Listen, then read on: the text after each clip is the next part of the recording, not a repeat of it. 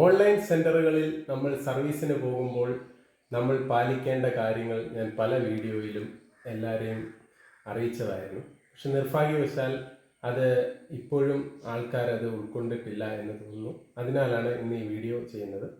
ഒരു സംഭവം കഴിഞ്ഞ ദിവസം കാണുകയുണ്ടായി.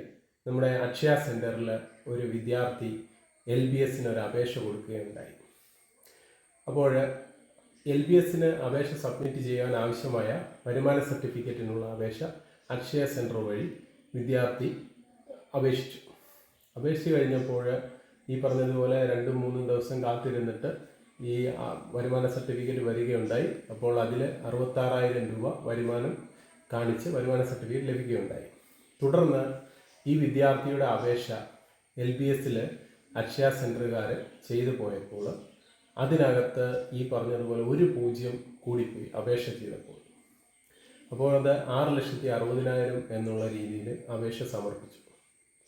അപ്പോൾ ഇത് അപേക്ഷ സമർപ്പിക്കുമ്പോൾ ഞാൻ എപ്പോഴും പറയാറുള്ള ഒരു കാര്യം, ഇപ്പോൾ അക്ഷയ സെൻറ്റർ ആയിക്കോട്ടെ, കോമൺ സർവീസ് സെൻറ്റർ ആയിക്കോട്ടെ, മറ്റേത് സെൻറ്റർ ആയിക്കോട്ടെ, വിദ്യാർത്ഥികൾ എപ്പോഴും അവരുടെ ഭാഗം കൂടി ചെക്ക് ചെയ്യേണ്ടതാണ്.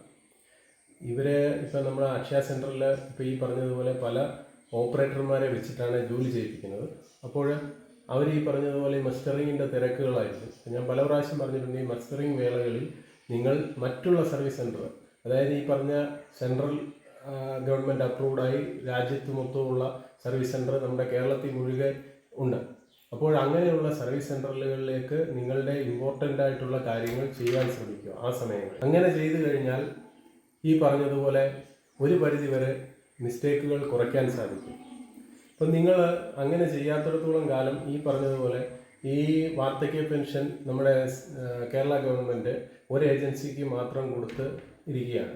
അപ്പോൾ അത് ഈ പറഞ്ഞതുപോലെ ഇങ്ങനെയുള്ള ബുദ്ധിമുട്ടുകൾ ജനങ്ങൾ മനസ്സിലാക്കുകയും ഗവൺമെൻറ് മനസ്സിലാക്കുകയും ചെയ്യുമ്പോൾ അടുത്ത പ്രാവശ്യം മുതൽ ഈ പറഞ്ഞതുപോലെ ഇപ്പോൾ നമ്മുടെ എല്ലാ കാര്യങ്ങളും ഡിജിറ്റലൈസ് ചെയ്തുകൊണ്ടിരിക്കുന്നതോടെ ഇപ്പോൾ താമസിയാതെ തന്നെ വാർദ്ധക്യ പെൻഷൻ്റെ കാര്യങ്ങളും ഓൺലൈൻ ആകാൻ ചാൻസ് എന്നല്ല, 100% ആകും. വാർദ്ധക്യ പെൻഷൻ്റെ കാര്യങ്ങളും ഇപ്പോൾ ഈ പറഞ്ഞതുപോലെ മറ്റുള്ള എല്ലാ സർവീസുകളും പോലെ തന്നെ ഡിജിറ്റലൈസ് ആകുക തന്നെ ചെയ്യും. എന്ന് വെച്ചാൽ ഇപ്പോൾ OTR നമ്മൾ ചെയ്യുന്നത് പോലെ ഇപ്പോൾ ഫേസ് ആപ്പും മറ്റും ഒരുപാട് കാര്യങ്ങൾ ഇപ്പോൾ ഡിജിറ്റലൈസിലൂടെ വന്നുകൊണ്ടിരിക്കുകയാണ്.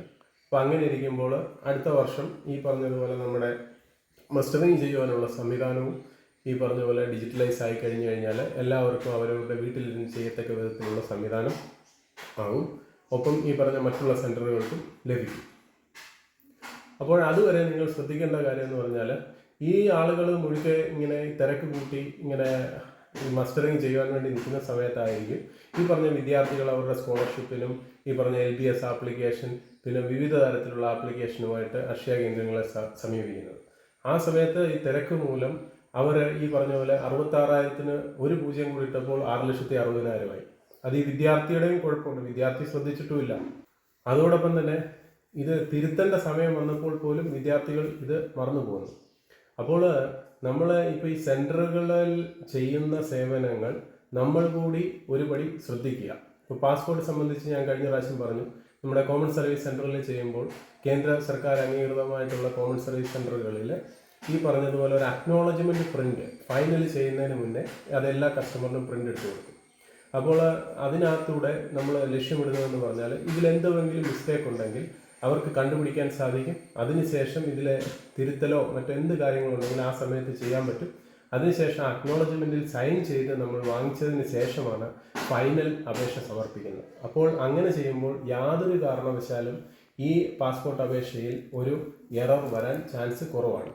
എന്നിരുന്നാൽ പോലും മനുഷ്യ സഹജമാണ്, ഒരു എറർ വന്നാൽ തന്നെ നിങ്ങൾ അത് പാസ്പോർട്ട് കേന്ദ്രത്തിൽ വെരിഫിക്കേഷന് പോകുന്ന സമയത്തും കൃത്യമായിട്ട് ചെക്ക് ചെയ്യാൻ അവസരമുണ്ട്. ആ സമയത്ത് നിങ്ങൾക്ക് ചെക്ക് ചെയ്തിട്ട് അവിടെ പറഞ്ഞു കഴിഞ്ഞാൽ അത് തിരുത്താൻ പറ്റുന്നതാണ്. അങ്ങനെയും അത്രയും സംവിധാനങ്ങൾ ഉണ്ടായിട്ട് കൂടി ചില ആളുകൾ ഇത് ശ്രദ്ധിക്കാതെ കൊണ്ട് മിസ്റ്റേക്ക് വരാറുണ്ട്. അപ്പോൾ ഞാൻ എല്ലാ പ്രാവശ്യവും പറയുന്നത് പോലെ തന്നെ നമ്മൾ ഓൺലൈൻ അപേക്ഷ ചെയ്യുമ്പോൾ വളരെ ജാഗരൂകരായി തന്നെ നമ്മുടെ അപേക്ഷകൾ ഓരോന്നും ചെയ്യേണ്ടതാണ്. ഈ അപേക്ഷയിൽ മിസ്റ്റേക്ക് വന്നു കഴിഞ്ഞാൽ അത് തിരുത്തിയെടുക്കുക എന്നുള്ളത് വളരെ കഠിനകരമായ ഒരു കാര്യമാണ്. അപ്പോൾ ഈ അപേക്ഷയിൽ തിരുത്തൽ വരാതിരിക്കുവാൻ വേണ്ടി എല്ലാ ആളുകളും ഓരോ സെൻറ്ററുകളിൽ നമ്മൾ സർവീസിന് ചെല്ലുമ്പോൾ അവിടുത്തെ ഈ പറഞ്ഞതുപോലെ അവിടുത്തെ പ്രാഗൽഭ്യം നിങ്ങൾ മനസ്സിലാക്കിയിട്ട് വേണം ഓരോ സെൻറ്ററുകളിലും പോകുവാൻ. പ്രത്യേകിച്ച് ഇപ്പോൾ ട്രെയിനികളുള്ള ഈ അക്ഷയ സെൻറ്റർ പറഞ്ഞ ഈ കോമൺ സർവീസ് സെൻറ്റർ ഒക്കെ കാണും.